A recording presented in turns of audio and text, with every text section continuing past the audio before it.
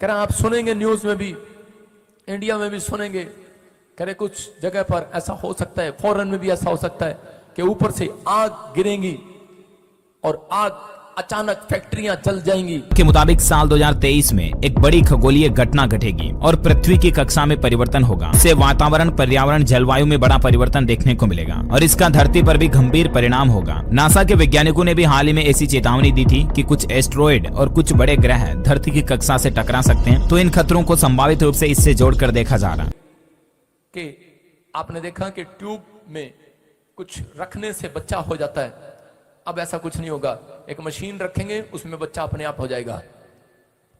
ऐसी साइंस ऐसी ऐसी चीजें निकाल रही है, ऐसी ऐसी बातें आपके सामने आपको सुनने को मिलेंगी। अब फैक्ट्री में हर साल पैदा होंगे 30,000 बच्चे। बेबी पोड करके एक नया साइंटिफिक आविष्कार किया गया। अब माँ की कोख से नहीं बल्कि अब मशीन पैदा करेगी बच्चे, और ये लिटरली एक साइंटिफिक न्यूज थी, ये कोई भविष्यवाणी नहीं थी। अब देखिए भविष्यवाणी किस तरह से इस वैज्ञानिक आविष्कार से लिंक हो रही है। हालांकि जगह पर ऐसा हो सकता है, फॉरेन में भी ऐसा हो सकता है कि ऊपर से आग गिरेगी और आग अचानक फैक्ट्रियां जल जाएंगी। उन्होंने ये कहा कि दूसरे ग्रह से आने वाली कोई ताकतों का धरती पर हमला होगा, यानी कि ये भी हो सकता है कि दूसरे ग्रह से कोई रेडिएशन धरती को प्रभावित कर सकता है, या दूसरे ग्रह के कोई नॉन लिविंग पार्टिकल्स, यानी समझ रहे हो ना, अजैविक पदार्थों की वजह से धरती के वातावरण को नुकसान पहुंच सकता है। तो इसमें अपन सुधर जाओ, आत्मा कहता है, आत्मा कह रहा है सुधर जाओ, आत्मा कह रहा है सुधर जाओ। ऐसी ऐसी ऐसी ऐसे शहरों को, ऐसे लोगों को जो पाप की ओर बढ़ रहे हैं, आत्मा कह रहा है सुधर जाओ। क्योंकि मैं देख रहा हूं बहुत सुनामी लहर आ रही है, बहुत बड़ी तूफानी लहर आ रही है,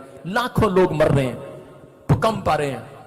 इंडिया में भी आपने अब तक भूकंप के झटके देखे हैं, लेकिन साल 2023 में एक खतरनाक तूफान आ सकता है, ऐसा तूफान जो दुनिया में पहले कभी नहीं आया था। भविष्यवाणियों के विश्लेषकों का यह मानना है कि ये सौर तूफान हो सकता है, और विश्लेषकों का यह कहना है कि सूर्य की ऊर्जा धरती पर काफी तेज गति से आएगी और इसका खतरनाक असर धरती पर देखने को मिल सकता है। क्योंकि हम धरतीवासी ऑलरेडी धरती के वातावरण को कितना ज्यादा नुकसान पहुंचा रहे हैं, पेड़ पौधे काट रहे हैं आए दिन, कल कारखानों से निकलने वाला उठने वाला धुआं, गाड़ियों से निकलने वाला धुआं वातावरण को प्रदूषित कर ही रहा है। वैसे भी सूर्य की बहुत ज्यादा गर्मी धरती पर पड़ने लगी है, जिसकी वजह से बहुत ज्यादा ग्लेशियर पिघलने लगे हैं। तो देखा जाए तो प्रकृति को इंसान के द्वारा पहुंचाए गए नुकसान के ही परिणाम 2023 में इन गंभीर रूपों में इंसान को भुगतने पड़ सकते हैं। हालांकि मैं कह रहा हूं नीचे से कीटाणु जितने नीचे धरती पर हैं, इतनी गर्मी पड़ेगी रिकॉर्ड तोड़ 2023 में कि बहुत सारी गर्मी निकलने के बाद कह रहे कि वो जितने भी कीटाणु होंगे वो सब ऊपर आएंगे। चिंता की बात यहाँ पर यह भी निकल कर आ रही दोस्तों कि चीन में कोरोना एक बार फिर से बढ़ने लगा है, और इसके चलते हालांकि भारत सरकार भी अलर्ट हो गई और कई सारी नई गाइडलाइंस, नए प्रोटोकॉल सरकार ने जारी किए हैं। लोगों से भी अपील की है कि आप मास्क लगाएं, आने वाले त्योहारों में भी कोरोना को लेकर थोड़ा अलर्ट रहें, सावधान रहें। लेकिन अगर चीन में ये बढ़ता कोरोना का प्रकोप वापस दुनिया भर में फैला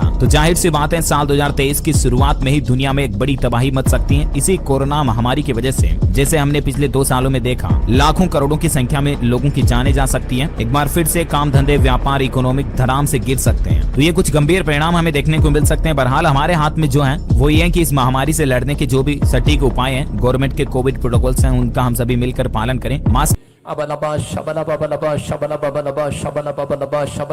मैं फिर देख रहा हूं कि वायरस फैल रहे हैं अलग अलग तरीके से।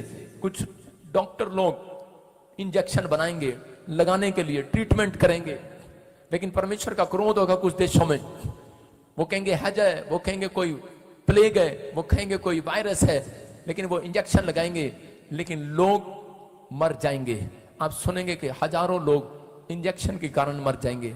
आपको न्यूज में सुनने मिलेगा कि वो डॉक्टर पर केस कर दो। कुछ ऐसी ऐसी चीजें आपके सामने होंगी आने वाले फ्यूचर में कि समझ में नहीं आएगा।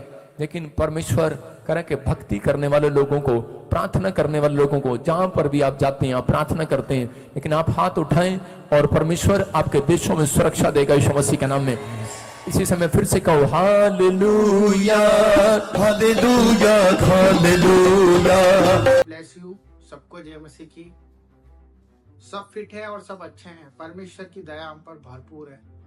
आज हम उस विषय में बात करेंगे जिस विषय को लेकर हम लोग बहुत परेशान हैं, जो कि है चंगाई, हमारा छुटकारा और हमारे जीवन में जो उद्धार हम चाहते हैं वो हमें क्यों प्राप्त नहीं हो पा रहा, और क्यों उसके कारण हम आज परमेश्वर के जीवन में आने के बाद भी, मसीहत जीवन में आने के बाद भी आज हम फूल फल नहीं रहे, यानी कि बढ़ नहीं रहे। तो मेरे भाई बहनों, मैं आपको वो वचन बताने जा रहा हूँ, वो परमेश्वर की बात बताने जा रहा हूँ जिसके वजह से आप आज ही नहीं, इसी पल वो चीज को महसूस भी कर पाएंगे और आप अपना छुटकारा भी कर पाएंगे और अपने भाइयों के लिए भी आप उस बात को रखकर छुटकारे की तरफ जा सकते हैं।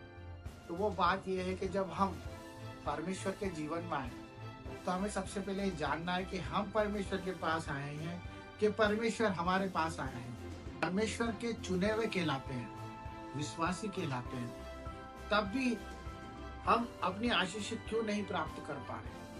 क्यों हमारे जीवन में आज भी हमें अंधकार दिख रहा है? क्यों आज भी हम बीमारियों के साथ अपनी एक मित्रता करके बैठे हुए हैं? क्यों हम अपने कर्जों में लपटे हुए हैं? क्यों हम अपने सम्मान को खोते जा रहे हैं जो प्रभु यीशु ने हमारे लिए क्रूस पर जान दी? मेरे भाई बहनों, ये सच बात है। वो पापी नहीं था, परंतु पाप को लेकर क्रूस पर अपनी जान दी। वो पापी नहीं था, पर उसने सारे विश्व का पाप लेकर अपनी जान दी ताकि हम अच्छे जीवन जी पाए, हम डार्कनेस से ब्राइटनेस की तरफ जा पाए, हम उजाले में प्रकाश में हो जाए और हमारी जिंदगी को बेहतर देख पाए। क्योंकि परमेश्वर ने अपने इकलौते पुत्र को भी नहीं रख छोड़ा हमारे लिए कि हम अगर इस दुनिया में आए हैं तो हम उसके पुत्र के समान जीवन जिए, जिस तरह से उसने निष्पाप होकर भी दूसरों की बुराइयों को ले लिया और हमारे लिए जिंदगी दे दी। यही बात है। तो सच्ची धार्मिकता मैं आपको बताना चाहता हूँ कि जब हम चंगाई छुटकारा अपने जीवन में परमेश्वर की उपस्थिति को देखना चाहते हैं तो हमें सबसे पहले परमेश्वर की धार्मिकता को लेना होगा।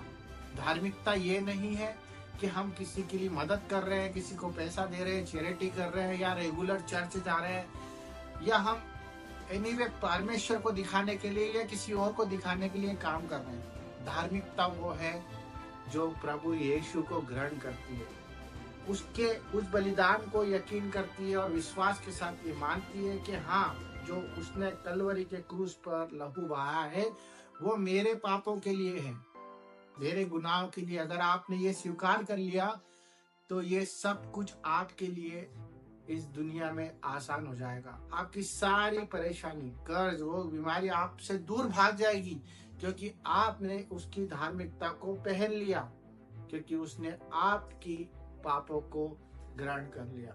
मेरे भाई बहनों, ये वो सच्ची धार्मिकता की बात है जिस पर अगर आपको आज यकीन है तो आपका उद्धार कोई नहीं छीन सकता, क्योंकि परमेश्वर का वचन कहता है कि तू उसके राज्य की और उसकी खोज कर तो ये सब चीजें भी तुझे मिल जाएगी। सारी राज्य वैभव भी तुझे मिल जाएगा, चंगाइयां भी मिल जाएगी और छुटकारा भी मिल जाएगा। तो परमेश्वर के इसी वचन पे आप अमल करें और आप संसार को दिखाने के लिए नहीं जिए। हमें परमेश्वर को और उसके प्रेम के लिए, हमें जो उसने हमसे पहले किया उसके लिए अपना योगदान दे और अपने दिल को उसके लिए खोल के रखे और उस पर यकीन रखे, पूरा भरोसा रखे और कमांड करे, यकीन रखे और वचनों को पढ़े और वचन आपको आजाद कर देंगे। आप बुराइयों से दूर रहे, परमेश्वर के वचन पे बने रहे और धार्मिकता की झिलम को पहन ले और उसके हथियार जो वचन है उसको पकड़कर अपनी जिंदगी के सारे बंधन तोड़ दे। सबको जय मसीह की।